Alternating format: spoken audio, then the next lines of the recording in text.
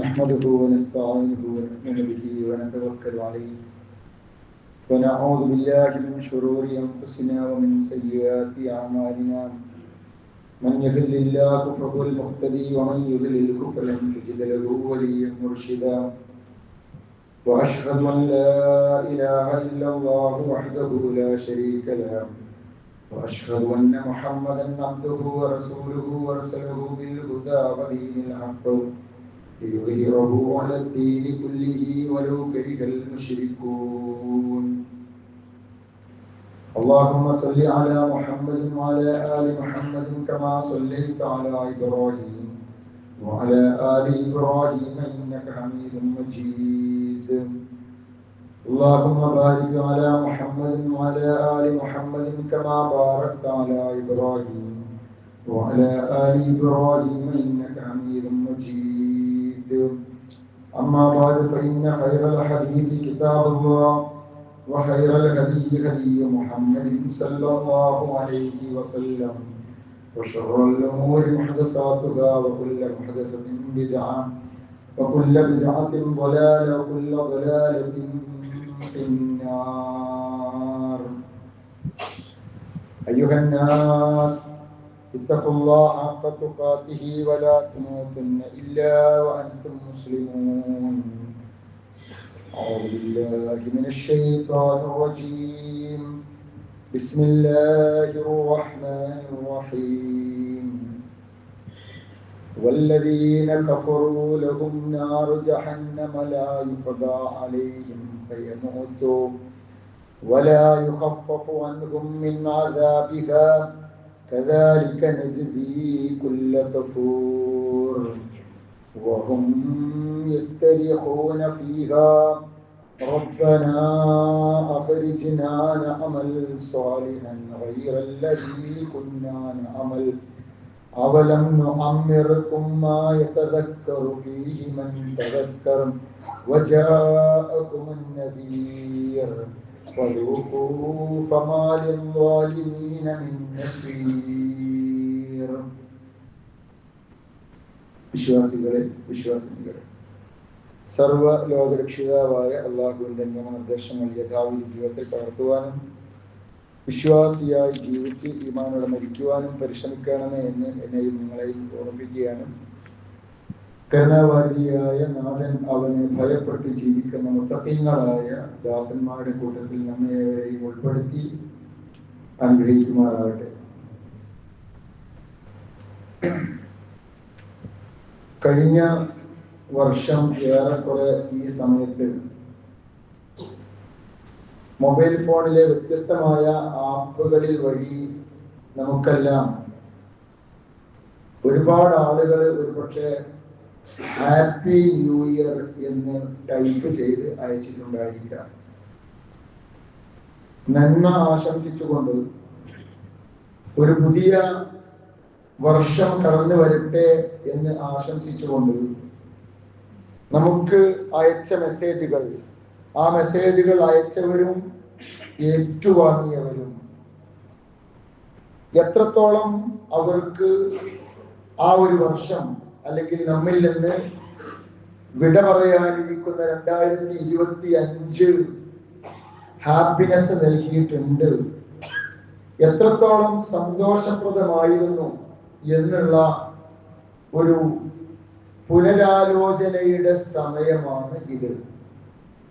യഥാർത്ഥത്തിൽ പുതിയ വർഷം വരുമ്പോൾ ഒരു ഹാപ്പി എന്ന് പറയുന്നതിന്റെ അർത്ഥം എന്താണ്?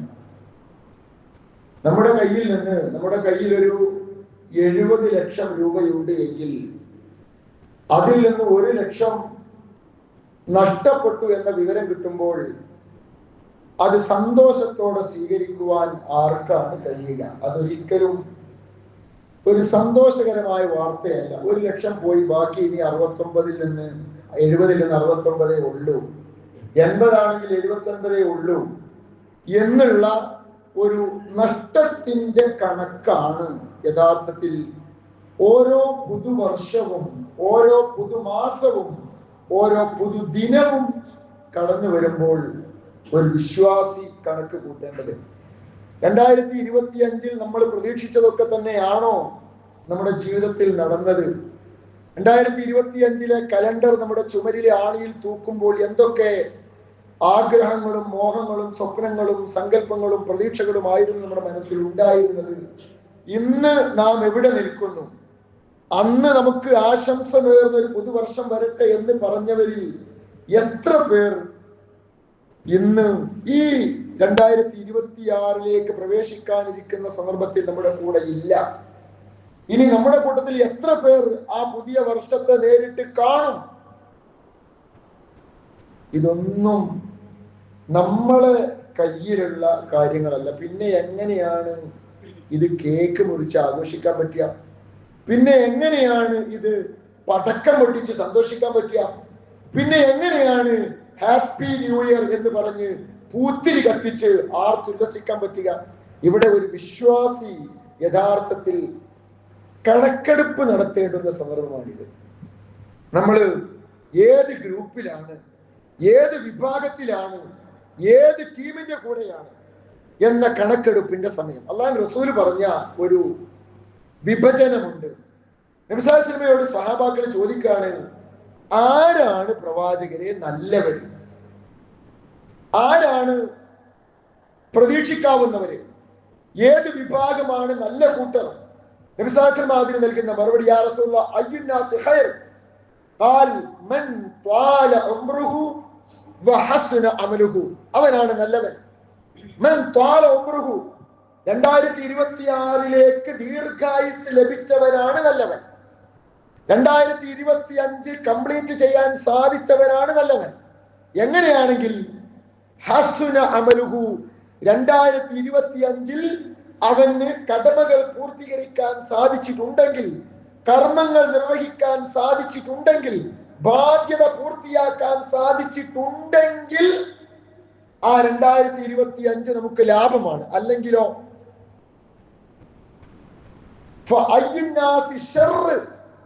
ആരാണ് പ്രവാചകരെ ഏറ്റവും മോശക്കാരൻ, ഹതഭാഗ്യവാൻ? 2025 കംപ്ലീറ്റ് ചെയ്യാൻ സാധിച്ചവനാണ്, അല്ലെങ്കിൽ 2026 ജീവിക്കാൻ സാധിച്ചവനാണ്. പക്ഷെ എന്തായി? ഹതഭാഗ്യവാൻ ആ 2026 പ്രവേശിച്ചു, പക്ഷെ അവന്റെ പ്രവൃത്തി മോശമായി. അതാണ് അടിസ്ഥാനപരമായ കാര്യം. 2025 നന്മ ചെയ്ത് സ്വാർത്ഥകമാക്കാൻ നമുക്ക് സാധിച്ചിട്ടുണ്ടോ എങ്കിൽ നാം ഖൈറിൽപ്പെട്ടവരാണ്. 2025 നമ്മുടെ കണക്ക് നോക്കുമ്പോ, പടച്ചോനെ എന്തെല്ലാം വേണ്ടാത്തത് ഞാൻ ചെയ്തു, എന്തെല്ലാം പോരായ്മകൾ എന്റെ ജീവിതത്തിൽ ഉണ്ടായി, എന്തെല്ലാം അനർത്ഥങ്ങൾ ഞാൻ പ്രവർത്തിച്ചു, എന്തെല്ലാം അർഹമല്ലാത്തത് ഞാൻ സമ്പാദിച്ചു, എന്തെല്ലാം പറയാൻ പാടില്ലാത്തത് ഞാൻ പറഞ്ഞു, എന്തെല്ലാം കാണാൻ പാടില്ലാത്തത് ഞാൻ കണ്ടു, കേൾക്കാൻ പാടില്ലാത്തത് ഞാൻ കേട്ടു. അങ്ങനെ ഒരു കണക്കെടുപ്പ് നടത്തുമ്പോ, ഒരു ആത്മവിചിന്തനം നടത്തുമ്പോ ലാഭമാണ് നഷ്ടമാണ് എന്ന് പറയാൻ നമുക്ക് സാധിക്കുന്നുണ്ടോ? അവിടെയാണ് പ്രധാനം.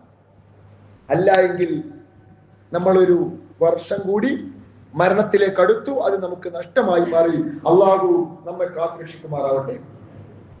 മരണത്തെക്കുറിച്ച് വ്യത്യസ്തമായ കാഴ്ചപ്പാടുകൾ ലോകത്തുണ്ട്. നമുക്കറിയാലോ, ഈജിപ്തിലൊക്കെ പണ്ട് മമ്മികൾ ആക്കിയിട്ട് വലിയ പിരമിഡുകളിൽ ആളുകളെ സേഫായി വെച്ചിരുന്നു. അന്ന് അവർ വിശ്വസിച്ചിരുന്നത് ഈ മനുഷ്യൻ വീണ്ടും പുനർജനിക്കും. അങ്ങനെ പുനർജനിക്കുമ്പോ അവന് ഈ ലോകത്ത് സുഖമായിരിക്കാൻ വേണ്ടിയാണ് അവരുടെ ബോഡിയെ നശിപ്പിക്കാതെ വെച്ചത്. അത് മരണത്തെക്കുറിച്ചുള്ള ഒരു കൺസെപ്റ്റാണ്. ചില ആളുകൾ മരിച്ചു കഴിഞ്ഞാൽ ചില രാജ്യങ്ങളിലൊക്കെ, ഖാന പോലുള്ള രാജ്യങ്ങളിലൊക്കെ അവരുടെ ജീവിതത്തിലെ ഏറ്റവും നല്ല പൊസിഷൻ ഉണ്ടല്ലോ, അന്ന് അവര് ജീവിച്ചിരുന്ന ആ അധികാര സംവിധാനത്തോടു കൂടി അങ്ങനെ അങ്ങോട്ട് കവറടക്കും. അപ്പൊ ഇനി പുനർജനിക്കുകയാണെങ്കിൽ അതേ പൊസിഷനിൽ ജനിക്കും എന്നാണ് അവരുടെ വിശ്വാസം. അതങ്ങനെ ഒരു വിശ്വാസം. നമ്മുടെ നാട്ടിൽ തന്നെ പുനർജന്മത്തിൽ വിശ്വസിക്കുന്ന ആളുകളുണ്ട്, പല രീതിയിലുള്ള വിശ്വാസക്കാരുണ്ട്.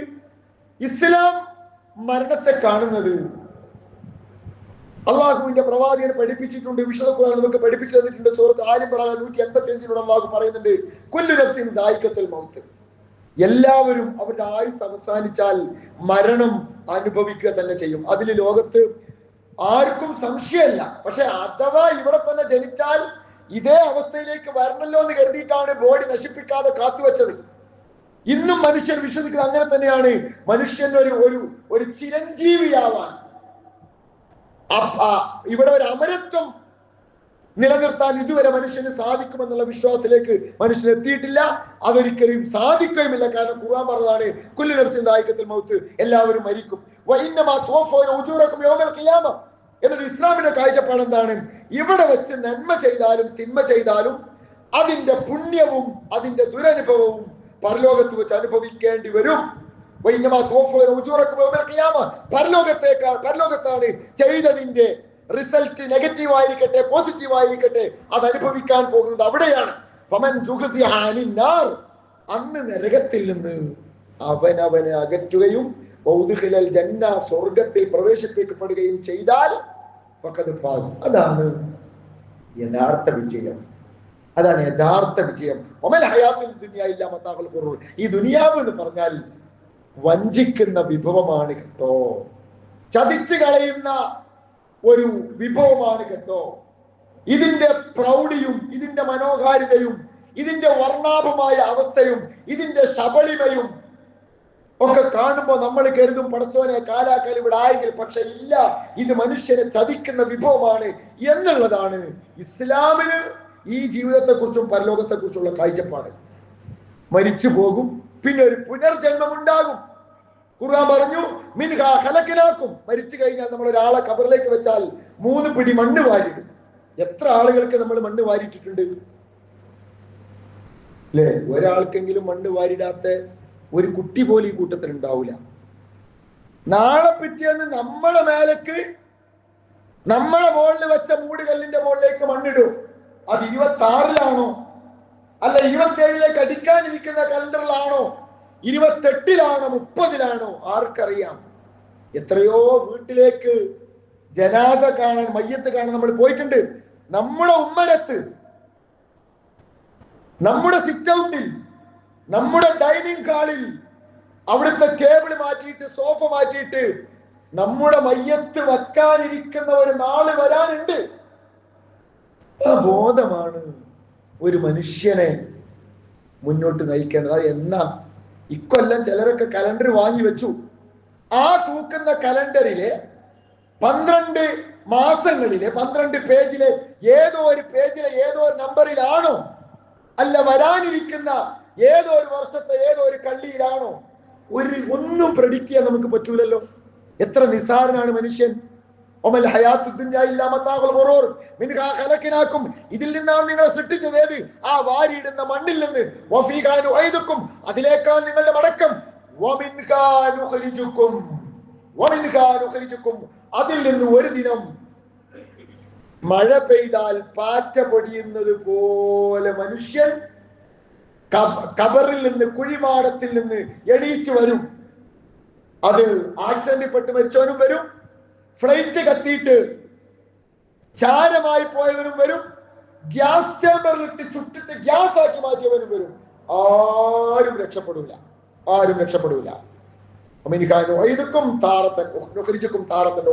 ഒരിക്കൽ കൂടി നിങ്ങൾ അതിൽ നിന്ന് കൊണ്ടുവരിക തന്നെ ചെയ്യും. അതുകൊണ്ട് തന്നെ വിശ്വാസികളെ, ഈ ഉള്ള ആയുസ് വിശ്വാസികൾ നിങ്ങൾ അല്ലാഹുവിനെ സൂക്ഷിക്കുക.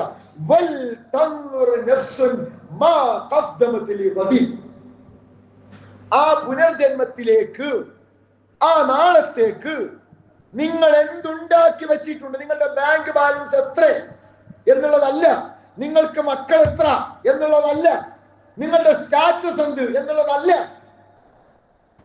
നിങ്ങൾ എത്ര ഭൂമി ഓരോ വർഷവും സ്വന്തമായി വാങ്ങിയിട്ടുണ്ട് എന്നുള്ളതല്ല. അതൊന്നും വേണ്ടെന്നല്ല. ദുനിയാവിന് നമുക്ക് നല്ലൊരു ജീവിതത്തിന് വേണ്ടതൊക്കെ നമുക്ക് സമ്പാദിക്കാം. പക്ഷെ പ്രധാനം നാളത്തേക്ക് വേണ്ടി മനുഷ്യ എന്താ നിങ്ങളുടെ കയ്യിലുള്ളത്? എന്താ എന്റെ കയ്യിലുള്ളത്?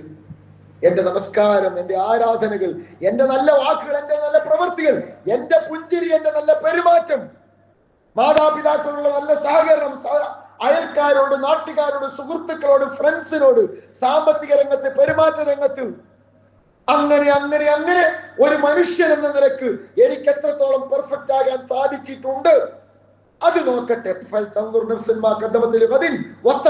നിങ്ങൾ അള്ളാനെ പേടിച്ചോളി. നിങ്ങൾ ചെയ്യുന്നതൊക്കെ അള്ളാഹ്ക്ക് അറിയട്ടോ. എല്ലാം എല്ലാം ഇവിടെ രേഖപ്പെടുത്തപ്പെടുന്നുണ്ട്. അതുകൊണ്ട് നന്മയോ തിന്മയോ, ഹസനുൽ ബസരി റഹ്മത്തുള്ളാഹി അലൈഹിയുടെ ഒരു വാചകമുണ്ട്. അദ്ദേഹം പറയാണ്, യൗമ് മനുഷ്യനോട്, നാളുകൾ, ദിനങ്ങൾ, ഡേയ്സ്, ടൈം, കലണ്ടർ, ഇയറുകൾ മനുഷ്യനോട് ചോദിക്കാണ്, യബ്ന ആദം, മനുഷ്യ. അതാരാ? നമ്മളോടാ, എന്നോട്, നിങ്ങളോടുമാണ്. അന ഖൽഖുൻ ജദീദ്, ദിവസം പറയാണ്, ഒരു ഡേ പറയാണ്. അല്ലെങ്കിൽ ഒരു ഡേ എന്ന് പറയുന്ന ഒരു ഡേ നമ്മളെ കയ്യിലല്ല. പല ആളുകളും പാസ്റ്റിനെ കുറിച്ച് ഡിപ്രഷനിലാണ്. കുറെ ആളുകൾ ഫ്യൂച്ചറിനെ കുറിച്ച് ആൻസൈറ്റിയിലാണ്. ഇത് മനുഷ്യന്റെ ഒരു സ്വഭാവമാണ്. പക്ഷെ ഖുർആൻ പറഞ്ഞത് ലാ ഖൗഫുൻ അലൈഹിം വലാ ഹും യഹ്സനൂൻ, ഒരു വിശ്വാസിക്ക് ഫ്യൂച്ചറിനെ കുറിച്ച് ആലോചിച്ചിട്ട് ഭയപ്പെടേണ്ടതില്ല. ഒരു വിശ്വാസിക്ക് പാസ്റ്റിനെ കുറിച്ച് ആലോചിച്ചിട്ട് സങ്കടപ്പെടേണ്ടതുമില്ല. മറിച്ച് ഈ ഒരു നിമിഷം എത്രത്തോളം പോസിറ്റീവാക്കി മാറ്റാൻ പറ്റും, ഇതേ നമ്മുടെ കയ്യിലുള്ളൂ. സാധാരണ പറയാറുണ്ടല്ലോ, ഹിസ്റ്ററി പിന്നെ അത് കഴിഞ്ഞു പോയി. ഹിസ്റ്ററി നമ്മുടെ past is history, future is mystery, but now what you can do, അത് ചെയ്യാന്നുള്ളത്. അതായത് കഴിഞ്ഞത് കഴിഞ്ഞു, വരാനിരിക്കുന്നത് നമ്മുടെ കയ്യിലല്ല. ഇപ്പൊ നമ്മളെ കയ്യിലുള്ളത് എന്താ? ഇപ്പൊ നമ്മളെ കയ്യിലുള്ളത് എന്താ? ഈ നിമിഷത്തെ, ഈ ദിനത്തെ, ഈ ഒരു മണിക്കൂറിനെ എത്രത്തോളം പോസിറ്റീവായി നന്മ ചെയ്ത് അർത്ഥവത്താക്കാൻ പറ്റും, അതാണ് പ്രധാനം. അതേ നമ്മളെ കയ്യിലുള്ളൂ. അതാണ് ഹസൻ ബസരി പറയുന്നത്, യബ്ന ആദമ ഖൽഖുൻ ജദീദ്, ഓരോ ദിവസവും ഓരോ പുതിയ സൃഷ്ടിയാണ്. വഅല അമലിക ഷഹീദ്, നീ എന്ത് ചെയ്യുന്നു എന്നുള്ളതിന് ഞാൻ സാക്ഷിയാണ്. ഫതസവ്വദ്, അതുകൊണ്ട് നാളത്തേക്ക് ഉണ്ടാക്കി വെച്ചോ. മിന്നി ഫൈദാ മളൈത ലാ അഊദു ഇലാ യൗമിൽ ഖിയാമ. കാരണം എന്താ അറിയോ? ഞാൻ പോയാൽ പിന്നെ ഖിയാമത്ത് നാൾ വരെ പോയത് വരൂല. ഏത്? ഇന്ന് രാവിലത്തെ 7 മുതൽ 8 വരെയുള്ള മണിയില്ലേ, ഒരു മണിക്കൂറില്ലേ? അതിന് തൊട്ട് മുമ്പേയുള്ള 11 മുതൽ 12 മണി വരെയുള്ള സമയല്ലേ, അത് തിരിച്ചു വരൂല. അത് പോയത് പോയി. അത് നമ്മൾ സൂറത്തുൽ കഹ്ഫ് ഓതാൻ വേണ്ടി മാറ്റി വെച്ചോ, ഒരു നല്ല കാര്യത്തിന് വേണ്ടി ചെലവഴിച്ചോ, ദുആക്ക് വേണ്ടി ഒരുങ്ങാൻ വേണ്ടി ചെലവഴിച്ചോ, നേരത്തെ വരാൻ വേണ്ടി ഒരുങ്ങിയോ, വേറെന്തെങ്കിലും പോസിറ്റീവായിട്ട് ചെയ്തോ, അത് നമുക്ക് ഉണ്ടാകും. അല്ലാത്തത് പോയത് പോയി, അത് നമ്മളെ കയ്യിൽ. അതുകൊണ്ട് ഓരോ നിമിഷത്തെയും ധന്യമാക്കുക. മോഡേൺ സൈക്കോളജിന് പറയുന്ന പേര് മൈൻഡ്ഫുൾനെസ് ആണ്. എല്ലാറ്റിനുള്ള പരിഹാരം അതാ. ഈ നിമിഷത്തെ വെറുതെ സങ്കടപ്പെട്ട് പടച്ചോനെ പോയല്ലോ പോയല്ലോ പോയല്ലോ, അതൊക്കെ കഴിഞ്ഞല്ലോ, കഴിഞ്ഞത് കഴിഞ്ഞു. പിന്നെ ചില ആളുകൾ അല്ലാഹ് ഇപ്പൊ നാളെന്താവും, മറ്റന്നാളെന്താവും, വൈകിട്ടെന്താവും, അങ്ങനെ ഫ്യൂച്ചറിനെ കുറിച്ച് അത് നമ്മളെ കയ്യിലില്ല. അത് രണ്ടും അല്ല, അതുകൊണ്ട് രണ്ടുകൊണ്ടും കാര്യമില്ല. കാര്യങ്ങൾ എന്താ? ഇന്നത്തെ നിമിഷത്തെ, ഇന്നത്തെ ദിവസത്തെ, ഈ ഒരു മണിക്കൂറിന്, ഈ ഒരു സമയത്ത് എത്രത്തോളം എനിക്ക് നമസ്കരിക്കുന്ന നമസ്കാരത്തിൽ ശ്രദ്ധ കേന്ദ്രീകരിച്ചുകൊണ്ട്, കേൾക്കുന്ന വാക്കിൽ കോൺസെൻട്രേറ്റ് ചെയ്തുകൊണ്ട്, പ്രവൃത്തിയിൽ ശ്രദ്ധ പുലർത്തിക്കൊണ്ട്, ചെയ്യുന്നതിൽ ആത്മാർത്ഥത കാണിച്ചുകൊണ്ട് എത്ര ഫലവത്താക്കാൻ പറ്റും. അതാണല്ലോ സാധാരണ മിസാൽ പറഞ്ഞല്ലോ, ഒരു പള്ളിയിൽ ജമാഅത്തിന് പോയ ആളുകൾ 100 ആളുണ്ടെങ്കിലും 100 ആൾക്കും 100 കൂലിയ. എന്താ 100 ആളും 4 റക്അത്തിന് നിസ്കരിക്കും. ഇപ്പൊ ഈ പള്ളിയിൽ ഇന്ന് 100 ആള് ജുമാക്ക് വന്നാൽ 100 ആളും നിസ്കരിക്കണ 2 റക്അത്താ, 100 ആളും കേൾക്കുന്ന ഒരേ ഖുതുബയാ. പക്ഷെ 100 ആൾക്കും കിട്ടുന്ന 100 ടൈപ്പ് കൂലിയ. ഒരാൾക്ക് 100 കിട്ടും, വേറൊരാൾക്ക് 99, 98, 97, 96, ചിലർക്ക് 1 കിട്ടുള്ളൂ. എന്താ കാര്യം? എത്രത്തോളം അതിൽ നമ്മൾ ഫോക്കസ് ചെയ്ത്. വീട്ടിൽ നിന്ന് ഒതുവെടുക്കാം, കുളിക്കുമ്പോ നിയത്ത് ചെയ്യാം, വലത് കാല് വെച്ച് ഇറങ്ങാം, പള്ളിയിലേക്ക് വലത് കാല് വെച്ച് കയറാം, കയറുമ്പോഴുള്ള പ്രാർത്ഥന, വീട്ടിൽ നിന്ന് ഇറങ്ങുമ്പോഴുള്ള പ്രാർത്ഥന, നിയത്ത്, നിക്കറ്, ദുആ. ഈ പള്ളിയിൽ ഇരിക്കുമ്പോൾ ശ്രദ്ധിക്കുന്നത് അങ്ങനെ തുടങ്ങിയിട്ട് അതിന്റെ ഇടക്കൊന്ന് അവിടെ തിരിഞ്ഞ് ഇങ്ങോട്ട് തിരിഞ്ഞ്, ഓനെ മാന്തി ഇവനെ ചൊറിഞ്ഞ്, അങ്ങനെ കുറെ ആൾക്കാരുണ്ടാവും. ഏറ്റവും കംഫർട്ടായ സ്ഥലത്ത് പ്രയാസമുള്ളവരൊക്കെ ഉണ്ടാവും, കുഴപ്പമില്ല. ഇനിയിപ്പോ ഉറങ്ങാൻ പടിയാണ് സൗകര്യം, എന്താ പിന്നെ ഉറങ്ങാലോ എന്നുള്ള നിലയ്ക്ക് ഇരിക്കുന്നല്ലോ. ഒക്കെ നമ്മൾ ആറ്റിറ്റ്യൂഡാണ്. ഇതേ മിനിറ്റാണ് എല്ലാവർക്കും കിട്ടിയത്. ചിലരത് 100 മേനി വിളയിച്ചെടുത്തു, വേറെ ചിലരത് സീറോയിലേക്ക് മാറ്റി. ഇതൊക്കെ ഇതിനനുസരിച്ചാണ് നമ്മളെ പരലോകം തീരുമാനിക്കപ്പെടുന്നത്. ദുനിയാവിനെ അങ്ങനെയാണ് അള്ളാഹു കണ്ടത്. അള്ളാഹു റസൂൽ പഠിപ്പിച്ച റസൂൽ പറഞ്ഞു വാദികണ്ട്, വല്ലാഹി മദ്ദുനിയ ഫിൽ ആഖിറതി ഇല്ലാ മിസ്ലി മാ യജഅലു അഹദുക്കും ഇസ്മഅഹു ഖാദിയ ഫിൽ യമ്മി ഫൽയൻദുർ ബിമാ യർജിഉ. ദുനിയാവ് എന്ന് പറഞ്ഞാൽ അള്ളാഹിന്റെ അടുക്കൽ ഒരാള് കടലിലേക്ക് വിരലിട്ടു, അയാളെ ചൂണ്ടുവിരല് കടലിലേക്ക് ഇട്ടു. എന്നിട്ട് ഇയാള് പുറത്തേക്ക് എടുത്തപ്പോ ആ ചൂണ്ടുവിരലിന്റെ അറ്റത്ത് ഒരു തുള്ളി വെള്ളം പുറത്തേക്ക് വന്നു. അതുപോലെയാണ് പരലോകവുമായി കമ്പയർ ചെയ്യുമ്പോ ദുനിയാവ്. ഈ ഒരു തുള്ളി വെള്ളം കടലിനെ എങ്ങനെങ്കിലും ബാധിക്കോ? കടൽ ചെറുതായോ? കടലിലെ വെള്ളം കുറഞ്ഞോ? അത്രയേ ഉള്ളൂ. ദുനിയാവുമായിട്ട് നോക്കുമ്പോ പരലോകമായിട്ട് നോക്കുമ്പോ ദുനിയാവ് എന്നാണ് അള്ളാഹു റസൂൽ പഠിപ്പിച്ചത്. വേറെ ഉദാഹരണം റസൂൽ മറ്റൊരു രീതിയിൽ പറയുന്നുണ്ട്. മദീനത്തെ തെരുവിലൂടെ ഇങ്ങനെ പോകുമ്പോ ഒരു ചത്ത ആട്ടിൻകുട്ടി ഉണ്ട് തെരുവിൽ കിടക്കണം. അപ്പൊ അതവിടുന്ന് മാറ്റണമല്ലോ, വൃത്തികേടാവുന്നുണ്ട്, സ്മെല്ല് തുടങ്ങുന്നുണ്ട്. നബി സല്ലല്ലാഹു അലൈഹി വസല്ലം അത് മാറ്റുന്നതിന് മുമ്പ് സഹാബാക്കളോട് ചോദിച്ച്, ഈ ആട്ടിൻകുട്ടിനെ ഒരു ദിർഹമിന് ആർക്കെങ്കിലും വേണോന്ന്. അപ്പോ സഹാബാക്കൾ പറഞ്ഞു, ഒരു ദിർഹമിന് എന്തിനാ നബിയെ, ചത്ത ആട്ടിൻകുട്ടിനെ വേണ്ടല്ലോ. അപ്പൊ അവനെ പരിശോധിച്ച് നോക്കുമ്പോ അതിന്റെ ഒരു കാല് കീറിയിട്ടുണ്ട്.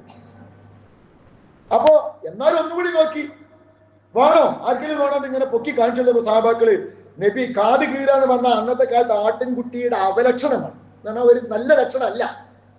അപ്പൊ സഹാബാക്കൾ പറഞ്ഞു, നബിയെ കാതും പോയതാ, അതിന് ജീവണ്ടെങ്കിൽ തന്നെ ഒരു ദിർഹമിന് വേണ്ട, പിന്നെ ഈ ചത്തത് എന്തിനാ? അപ്പൊ റസൂലുള്ള പറയാണ്, ഇത്രയും വിലല്ല, ഇത്രയും വിലല്ല അള്ളാന്റെ അടുക്കല് ദുനിയാവിന്. ശരി, നമുക്ക് ഇപ്പൊ മനസ്സിലാവില്ല. ഇത് മനസ്സിലാവണമെങ്കിൽ ബർസഖ് എന്ന് പറയുന്ന മറ നീങ്ങണം. പരലോകം എത്തുമ്പോ, മരണം അനുഭവിക്കുമ്പോ, പുനർജന്മം അനുഭവിക്കുമ്പോ, മരണത്തിന് ശേഷമാണ് ആളുകൾക്ക് ഇത് ഇത്ര ചെറുതായിരുന്നു അതാണ് വലുതെന്ന് മനസ്സിലാവുക. അതുവരെ എത്ര വയല് പറഞ്ഞാലും നമുക്കതൊരു ബോധ്യപ്പെടും. പക്ഷെ ബോധ്യപ്പെടുമാർക്ക് ഉള്ളിൽ വിശ്വാസമുള്ളവർക്ക്. അതാണ് ദുനിയാവിന്റെ പ്രത്യേകത എന്ന് പറയുന്നത്. അതുകൊണ്ട് ആ ഒരു ബോധം, ദുനിയാവ് വേണ്ടാന്നല്ല അതിന്റെ അർത്ഥം, മറിച്ച് ഇത് ഇത്രേ ഉള്ളൂ എന്ന ബോധ്യത്തോട് അതിനനുഭവിക്കാം. മനുഷ്യൻ ഈ ദുനിയാവിന്റെ പിന്നാലെ ഇങ്ങനെ പായാണ്, പരക്കം പായാണ്. ഉപഭോഗ സംസ്കാരത്തിന് അടിപ്പെട്ട് മനുഷ്യൻ നേടിയെടുക്കാൻ, സമ്പാദിക്കാൻ, ഉണ്ടാക്കാൻ വേണ്ടി ഓടിക്കൊണ്ടേയിരിക്കുകയാണ്. ഹത്താ സുർത്തുമൽ മക്കാബിർ. ഖുർആൻ പറയുന്നത് ഏതുവരെ തുടരുന്നറിയോ? മക്ബറ സന്ദർശിക്കുന്നത് വരെ, അവൻ ഖബറിലെത്തുന്നത് വരെ, അവൻ ഖബറിലെത്തുന്നത് വരെ മനുഷ്യൻ ഓടിക്കൊണ്ടേയിരിക്കും. എന്നാൽ ഖബറിലെത്തിയാലോ, കല്ലാ സൗഫ തഅലമൂൻ സുമ്മ കല്ലാ സൗഫ തഅലമൂൻ. വേണ്ട, നിങ്ങൾ അറിയും, പിന്നെയും വേണ്ട, നിങ്ങൾ അറിയുക തന്നെ ചെയ്യും. പാഞ്ഞത് വെറുതെ ആയല്ലോ റബ്ബേ, മണ്ടിയതൊക്കെ വെറുതെ ആയല്ലോ റബ്ബേ, ഓടിയതൊക്കെ വെറുമ്പണി ആയല്ലോ റബ്ബേ. ഏത് ഉത്തരവാദിത്വം നിർവഹിക്കാതെ ഓടിയവർ, ബാധ്യത നിറവേറ്റാതെ ഓടിയവർ വെറുതെ ഓടിയല്ലോ എന്ന് അന്ന് സങ്കടപ്പെടും. കല്ലാ സൗഫ തഅലമൂൻ സുമ്മ കല്ലാ സൗഫ തഅലമൂൻ കല്ലാ ലൗ തഅലമൂന ഇൽമൽ യഖീൻ. ഉറപ്പുള്ള അറിവ്, അതേതാ? മരണശേഷമുള്ള പരലോകമാണ് ഉറപ്പ് എന്ന അറിവ് നിങ്ങൾക്ക് കിട്ടുക തന്നെ ചെയ്യും. ഇത് ഖുർആൻ തീർത്ത് പറയുന്ന ആശയമാണ്. ബൽ തൂസിറൂനൽ ഹയാത്തദ് ദുനിയ വൽ ആഖിറതു ഖൈറുൻ വഅബ്ഖ. പക്ഷേ കുറെ ആളുകൾ തെരഞ്ഞെടുത്തത് ദുനിയാവിനെയാണ്, ഹയാത്തദ് ദുനിയ. പക്ഷേ വൽ ആഖിറതു ഖൈറുൻ വഅബ്ഖ, ബാക്കിയാവുന്നത് നല്ലത് അത് പരലോകമാണ്. അതുകൊണ്ട് വഅസ്ലിഹു ദുനിയാക്കും വഅലമൂലി വഅമലൂലി ആഖിറതിക്കും. നിങ്ങളുടെ ദുനിയാവിനെ നിങ്ങൾ നന്നാക്കുക, ആ പരലോകത്തിന് വേണ്ടി നിങ്ങൾ പ്രവർത്തിക്കുക. കന്നക്കും തമൂതൂന ഗദ. നാളെ തന്നെ, ഈ 2026 വരുന്നതിന് മുൻപ് തന്നെ ഒരു പക്ഷേ ഞാൻ മരിച്ചേക്കാം എന്ന നിലക്ക് തന്നെ നിങ്ങൾ ഈ നിമിഷത്തെ ധന്യമാക്കുക. അള്ളാഹു നമുക്ക് ആഫിയത്തുള്ള സൽക്കർമ്മം ചെയ്യാൻ സാധിക്കുന്ന ദീർഘായുസ് നൽകി അനുഗ്രഹിക്കുമാറാവട്ടെ. അല്ലാത്ത ദീർഘായുസുള്ള ഒരു കാര്യമില്ല. അദ്ദുനിയ മസ്റഅത്തുൽ ആഖിറ, ഇത് പരലോകത്തേക്കുള്ള കൃഷിയിടമാണ് എന്ന നിലയ്ക്ക് ഇതിനെ നോക്കി കാണാൻ സാധിച്ചാൽ അവർക്ക് ഇത് ഖൈറാണ് എന്നാണ് നബി സല്ലല്ലാഹു അലൈഹി വസല്ലം പഠിപ്പിക്കുന്നത്. നബി സല്ലല്ലാഹു അലൈഹി വസല്ലം പറഞ്ഞ മനോഹരമായ ഒരു വചനമുണ്ട്. ദുനിയാവിൽ എങ്ങനെ ഒരു വിശ്വാസിയുടെ ആറ്റിറ്റ്യൂഡ് രൂപീകരിക്കണം. റസൂലുള്ളാഹി സ്വല്ലല്ലാഹു അലൈഹി വസല്ലം റജുലിൻ വഹുവ യഅലമുഹു, ഒരാളെ റസൂൽ ഉപദേശിക്കുക. നബി സല്ലല്ലാഹു അലൈഹി വസല്ലം നല്ല സാഹചര്യങ്ങൾ, പോസിറ്റീവായ എൻവയോൺമെന്റ് ഒക്കെ വരുമ്പോൾ ആളുകൾക്ക് നല്ല കാര്യങ്ങൾ പറഞ്ഞു. അങ്ങനെ പറഞ്ഞ കൂട്ടത്തിൽ മനോഹരമായ ഒരു തത്വം, ഹംസൻ കബില ഹംസിൻ, 5 കാര്യങ്ങൾ വരുന്നതിന് മുൻപ് ഇപ്പോൾ നിങ്ങൾ അനുഭവിക്കുന്ന 5 കാര്യങ്ങളിൽ നിങ്ങൾ ജാഗരൂകരാവുക, പരമാവധി മുതലാക്കുക. പരമാവധി മുതലാക്കുക. എന്തൊക്കെയാ അറിയോ? ഷബാബക്ക കബല ഹറമിക്ക, വരാനിരിക്കുന്ന വാർദ്ധക്യത്തിന്റെ മുൻപ് ഇപ്പൊ നിങ്ങൾക്കുള്ള ഷബാബ്. ഷബാബ് എന്ന് പറഞ്ഞാൽ പുതിയ കൺസെപ്റ്റ് അനുസരിച്ച് യുവത്വം എന്ന് പറഞ്ഞാൽ 60-65 വയസ്സ് വരെ യുവാവാം. അപ്പൊ ആ യുവത്വം എന്ന് പറഞ്ഞാൽ മനസ്സിന്റെ യുവത്വം, അതായത് ഇപ്പൊ നിങ്ങൾക്ക് ചെയ്യാൻ കഴിയും. എന്നാൽ വരാനിരിക്കുന്ന ഒരു വാർദ്ധക്യമുണ്ട്, അതിന്റെ മുൻപ് ഇപ്പൊ പരമാവധി നന്മ ചെയ്യുക. ഷബാബക്ക കബല ഹറമിക്ക, വരാനിരിക്കുന്ന വാർദ്ധക്യത്തിന്റെ മുൻപുള്ള യുവത്വം. വസിഹതക കബല സഖമിക, വരാനിരിക്കുന്ന രോഗാതുരമായ അവസ്ഥക്ക് മുൻപ് ഇപ്പൊ നിങ്ങൾ അനുഭവിക്കുന്ന ആരോഗ്യമുള്ള അവസ്ഥ. ഇപ്പോ ജമാഅത്തിന് പങ്കെടുക്കാൻ പറ്റും, ഇപ്പോ ഖുർആൻ ഓതാൻ പറ്റും, ഇപ്പോ നിങ്ങൾക്ക് എന്തെങ്കിലും ചെയ്യാൻ പറ്റും. ആ സമയത്ത് നിങ്ങൾ അത് ചെയ്തുകൊണ്ട് പരമാവധി നിങ്ങൾ ആരോഗ്യത്തെ മുതലാക്കുക. വരാനിരിക്കുന്ന ദാരിദ്ര്യത്തിന് മുൻപ് ഇപ്പോൾ നിങ്ങൾക്കുള്ള സമ്പന്നത. ഇപ്പൊ കയ്യിൽ അത്യാവശ്യം ചോദിച്ചാൽ കൊടുക്കാനുള്ള കയ്യിൽ എന്തെങ്കിലുമൊക്കെ അല്ലേ, അതിപ്പൊ കൊടുക്കുക. ദാരിദ്ര്യം വന്നതിന് ശേഷം പടച്ചവനെ അന്ന് കൊടുക്കായിരുന്നു എന്ന് ചിന്തിച്ചിട്ട് കാര്യമില്ല. വരാനിരിക്കുന്ന തിരക്ക് പിടിച്ച ലൈഫിന്റെ മുൻപ് ഇപ്പൊ നിങ്ങൾ അനുഭവിക്കുന്ന ഫ്രീ ടൈമില്ലേ, ആ ടൈമിനെ നിങ്ങൾ ഉപയോഗപ്പെടുത്തപ്പോ സ്കൂളിലുമായിട്ട് ബന്ധപ്പെട്ട ആളുകളൊക്കെയാണെങ്കിൽ കുട്ടികളൊക്കെ ആണെങ്കിൽ അവർക്ക് വെക്കേഷനാണ്, കുറച്ച് ദിവസങ്ങൾ അവധിയാണ്. ഇനി അല്ലാത്ത ആളുകൾക്കും കുറച്ചൊക്കെ ഒരു ഫ്രീ ടൈം ഉണ്ടാകും. ആ ഫ്രീ ടൈമിനെ നിങ്ങൾ മാക്സിമം പോസിറ്റീവായിട്ട് ഉപയോഗിക്കുക.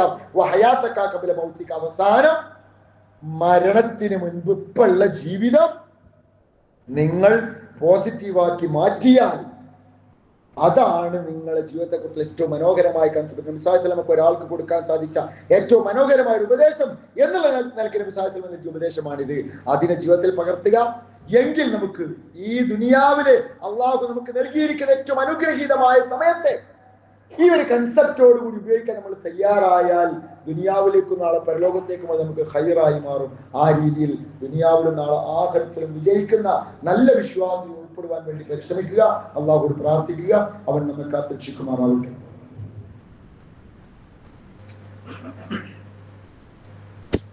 അൽഹംദുലില്ലാഹി അൽഹംദുലില്ലാഹിൽ വാഹിദിൽ ഖഹാർ അസീസുൽ ഗഫാർ വസ്സലാത്തു വസ്സലാമു അലാ മൻ അർസലഹുല്ലാഹു കാഫത്തൻ ലിന്നാസി ബിതബ്ശീർ വൽ ഇൻദാർ വഅലാ ആലിഹി വസഹ്ബിഹിൽ അബ്റാർ وعلى أصحابه الأصفياء الأخيار ما دامت السماوات والأرض وصاحبة بالمات الأنبار أما بعد اتقوا الله.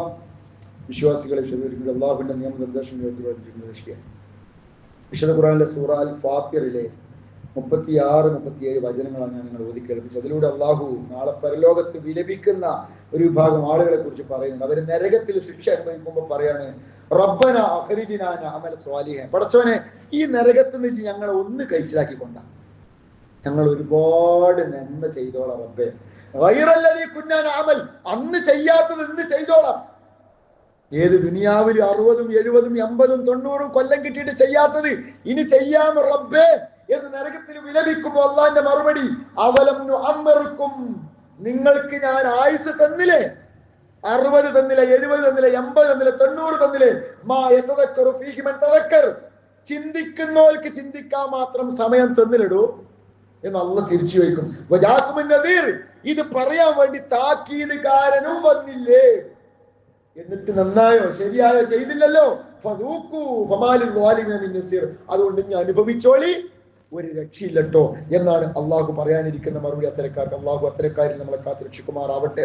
ഹത്താ ഇദാ ജാ അഹദുകുമുൽ മൗത്ത്, മരണമെത്തിയാൽ ഖാല റബ്ബിർജിഊൻ, ചില ആളുകൾ പറയും പടച്ചോനെ എന്നെ ഒന്ന് മടക്കിക്കൊണ്ട, ലഅല്ലി അമലു സാലിഹൻ ഫീമാ തറക്തു, ഒഴിവാക്കിയതൊക്കെ ചെയ്യാം റബ്ബേ. കല്ലാ ഇന്നഹാ കലിമ, അതൊരു വെറും വർത്താനാണ്. കായുക, അവരങ്ങനെ പറയും.